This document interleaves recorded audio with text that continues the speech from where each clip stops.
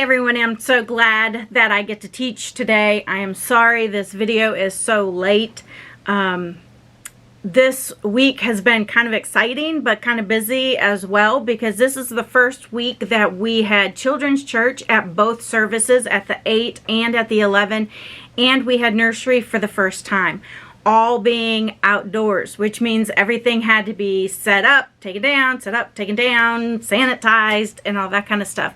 So it's been a busy couple days putting everything together and figuring out how we would do a portable nursery, and not only just a portable nursery, but an outside nursery that would meet all of the parents' needs and expectations. So I apologize. I really do enjoy getting to teach you guys. So I'm glad and appreciate your understanding that it's been a busy week.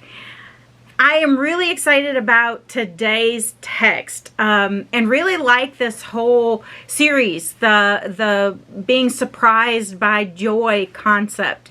And I'm really excited about the verses that I get to teach, which have to do with Abraham and Sarah, or Abram and Sarai as they start out in the beginning.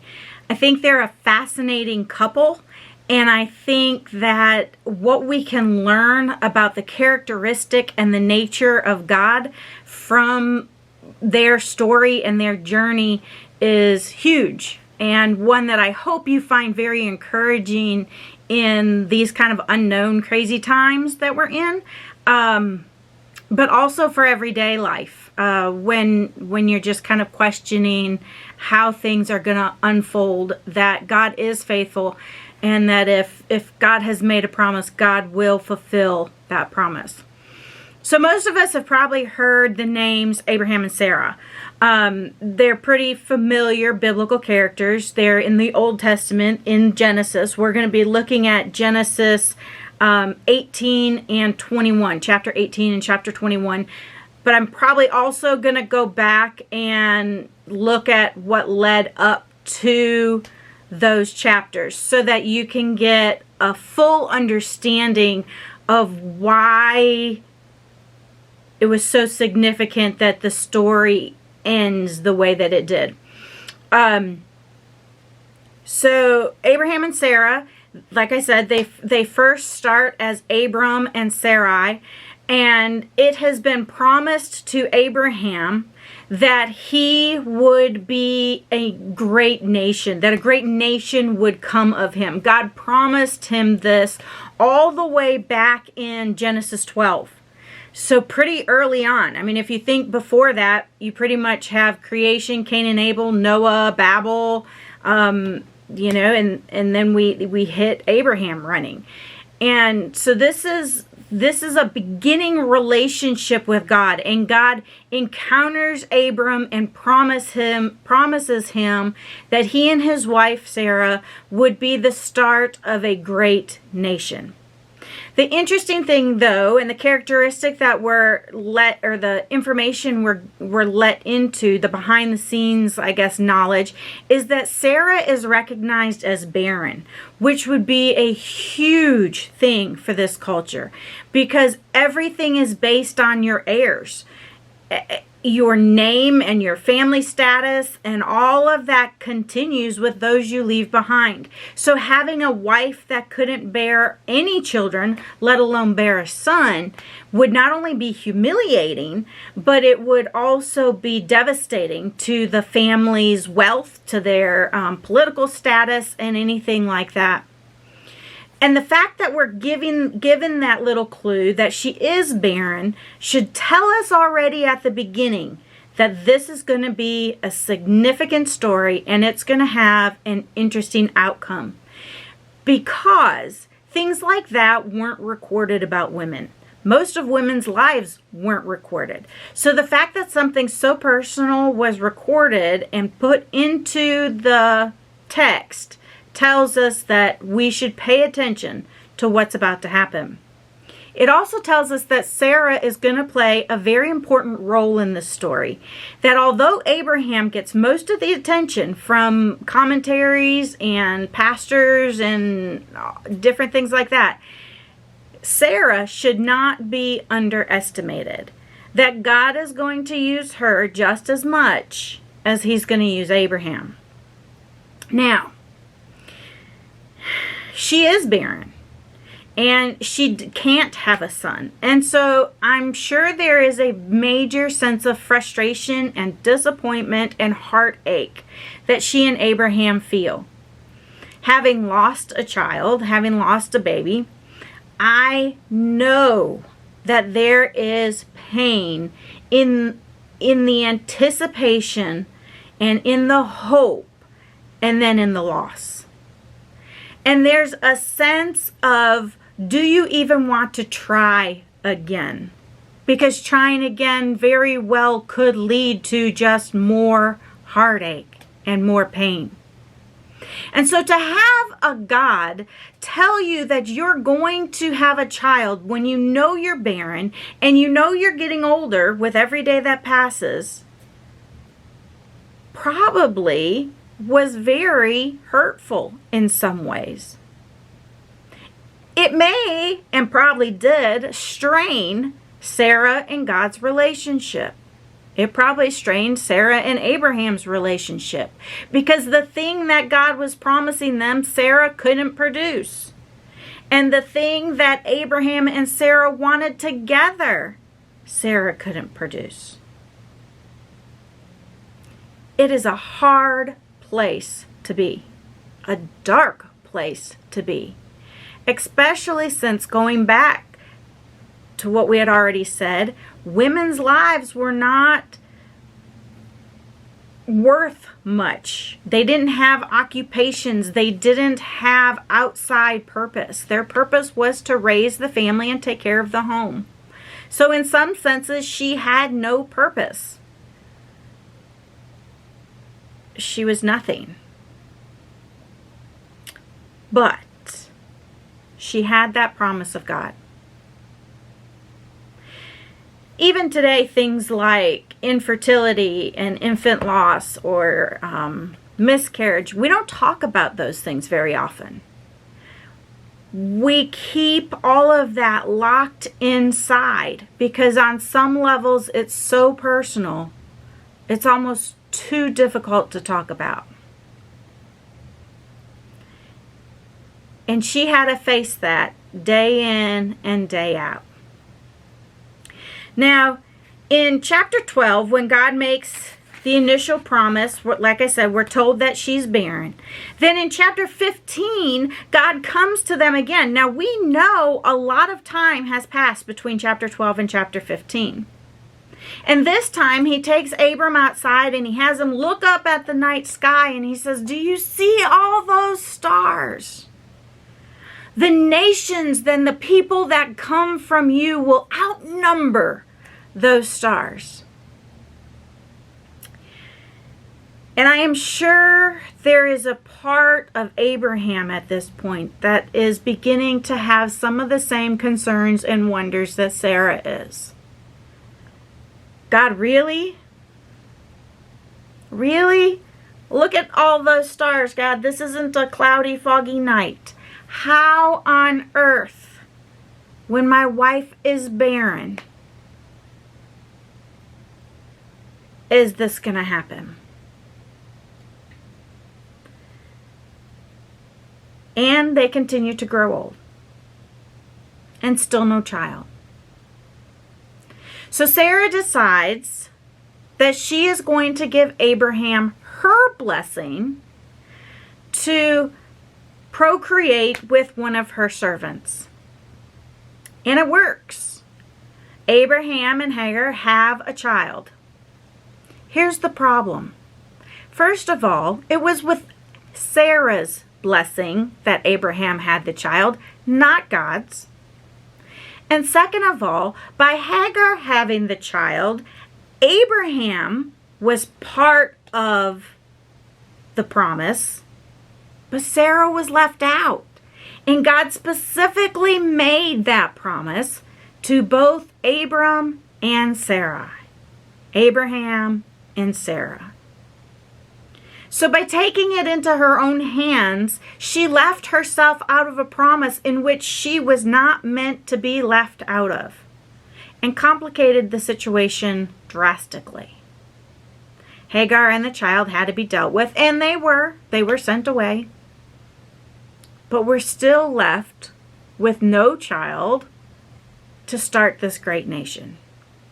We're still left with the promise, and now we have even more heartache, because now Abraham has had to say goodbye to his legitimate son, to the potential heir. Crushing. And yet, once again, in chapter 17, God renews the promise again. Again. Now, at this point, Abraham and Sarah are almost thinking, this isn't going to be cool. Okay, we're old now. At this point, for us to have a child, it's going to be a problem. Let alone it's not physically possible. But at the same time, we're old. We can't chase after a toddler. We can't. I mean, we're going to be 100 and something by the time he's in kindergarten. Come on, God. Really? Really? But yes, God renews the promise. Abraham is so surprised by the situation that he falls to his knees and then his face and laughs. God, we are old. We're old. We're tired. We're not at the point of having kids anymore. But that doesn't change the fact that God has still made the promise to them. I don't know how Sarah feels at this point. I am guessing she is probably sick of the promise. I'm guessing she probably doesn't want to hear Abraham say another word about the promise. I'm guessing she might say some words of her own about the promise. Because at this point, what it probably feels more like is that God is not a promise keeper, but a perfect promise breaker. Because we are now spanning multiple years. And repeatedly, this promise is promised, and yet nothing is happening. And now the ability for it to come true seems impossible. I'm guessing she probably almost just hates the promise. So when we hit chapter 18 and we see that visitors come to visit Abraham and Sarah, and they again bring up the promise, this time it's Sarah who laughs. And when we look at the actual Hebrew text, we find out that this wasn't just like a little chuckle. Some translations say she laughed to herself, but it actually translates she laughed in herself, which kind of translates also into her gut. So this was like a full out body laugh, because she is over it. She's over this promise, and she's like, look at me. Really? Do you really think this body is going to bear a child? You guys keep saying that, but it ain't gonna happen. And the visitor says, is anything impossible for God to fulfill? Anything? And we're left there until we find out that indeed Sarah becomes pregnant. A year later, she gives birth to Jacob. No, she gives birth to Isaac. And Isaac actually translates to laugh. Because see, Abraham had a laugh over the promise. He fell on his face when God reminded him. Sarah had a good laugh about it when God came to her again in chapter 18 through the visitors. But God gets the last laugh through the name. Through the naming of the child, they are all reminded that God can do anything. And that despite Sarah's physical situations, despite her age, despite reproduction issues, despite her doubt or her lack of faith, God remained faithful. God fulfilled his promise. Because when God says he's going to do something, God does it. That's the way that it is. We can count on that. And when the promise was made to both Abraham and Sarah, those are the people that he made it happen through, regardless of their other actions, regardless of their other behaviors, regardless of their lack of faith, maybe their fear, regardless of any of the things that could obstruct their relationship. God remained faithful and gave them that child. Now, I know many of you are probably hoping and praying that God does not and has not promised that you would have a child in your old age. I'll be honest, I'm only 42, and I love Andrew and Sydney dearly. And Sydney has asked me on multiple occasions when it is her turn to be the big sister. And I hate to break it to her, but it ain't happening. I am not at a point when where I want to get up in the middle of the night and feed and change diapers and deal with a crying baby. So I am praying that that is not God's promise to me.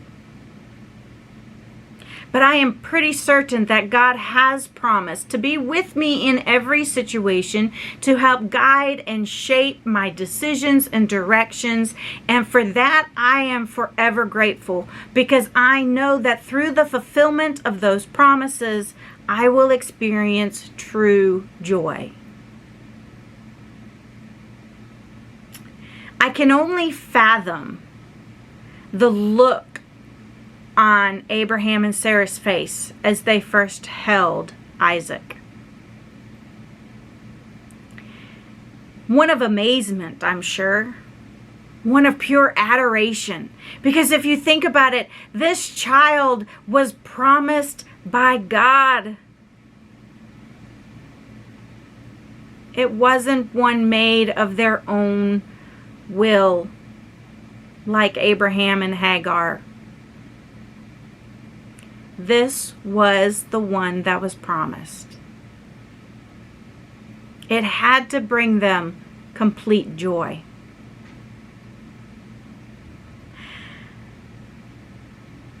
Each one of us has something in some way that God works within us to allow us to feel joy. Something very different than happiness. A cupcake makes me happy. But a cupcake is gone within a few minutes. Pure joy is the thing that dwells within you and changes who you are.